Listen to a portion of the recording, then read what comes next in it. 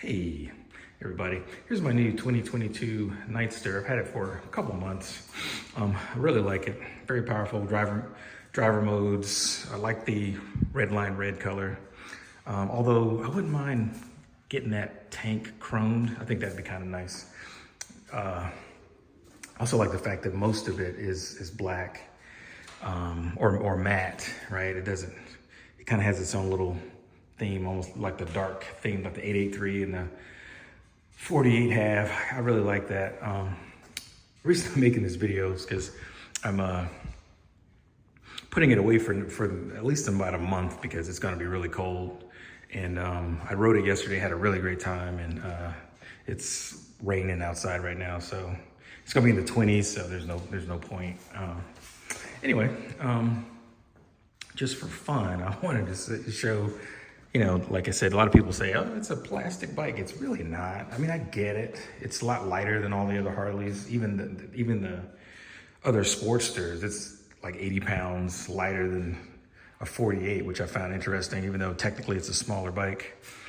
Dimensionally though, it's like the same size because I've ridden a 48 in a Sportster S, and I sat on an XR 1200, like in a Roadster, and a Fat Bob and a few other bikes.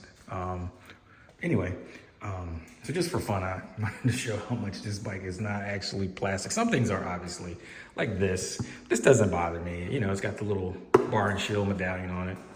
This is so you can take off this metal cover. Here's the magnet test, right? This is magnetized bag. That's metal, steel. That the fender steel, obviously. The turn signals are plastic, but again, that's kind of common with a lot of bikes nowadays, so I don't. This piece is metal, of course, suspension's metal. These covers on the side, like the seat release on this side and the brake booster cover on the other side, or the reservoir on the other side, they're plastic, but of course that should be. These are plastic, of course, the swing arm, metal, plastic, which is fine. The horn cover, I guess that's what that is. I don't know. That's plastic, but of course it is. I like this side of the engine, and I know a lot of people say it's ugly, but I actually like that. It's just raw. The other side seems fake to me because it's all doctored up. It's like, no, this is the real deal. You know, it's got a nice little, it's got a crinkle finish on it. If you look closely, you know, it's a little rough. I love it. I absolutely love this side. You know, I don't necessarily love that, but that's okay. One thing I do like is all the brake lines are steel. They're metal, which I like. All metal, you know, metal and glass, of course, rubber. The levers are both made out of steel. They're adjustable, which I love. The clutch is super light compared to the 48 that I rode. Super light. The fly screen, of course, very plastic. I don't know what they actually call it, but I mean, on my SV, it's called a fly screen, so that's what I'm gonna call it. Very metal. Of course, tubes are metal. Plastic, but again, I don't mind. So, what else? Of course, the exhaust, which actually, it's not loud, but it has a nice decel pop that I really like. When the engine brakes, sounds really nice to me. This is a combination of plastic and metal. This is metal, and then that's plastic, but you know, it's just covering up the intake because the actual filter is in here.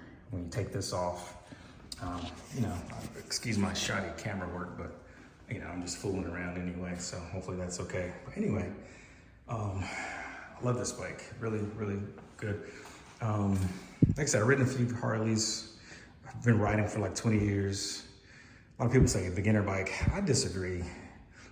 First of all, ride whatever ride you want, but when you factor in the cost of things, like, I'm not a bagger person. I like the look of them. I think they're beautiful. I think they're amazing, you know, especially with the different colors. and the different styles and the CDOs, like they're amazing. We went to the motorcycle museum last summer and just had a great time looking at all the beautiful creations in there. It's just not for me. You know, this is the first Harley that I sat on that it just felt right to me. I love the Roadster. They don't make that anymore. And then the ones that they had, since they discontinued it, was the same price as this. It's like, well, get 50% more horsepower, all the rider aids, it's new, brand new warranty, ABS, you know, for nothing. So, you know, I came out about the same, so I thought it was kind of funny. You know, the good thing is it should keep its resale value. So anyway, like I said, I was just thought I'd do a quick little video for fun, just to show like, no, it's not really a plastic bike as they say, you know. I mean, things are smaller, but that's my vibe, you know. I'm coming from standard / sportier bikes, so this works for me, you know.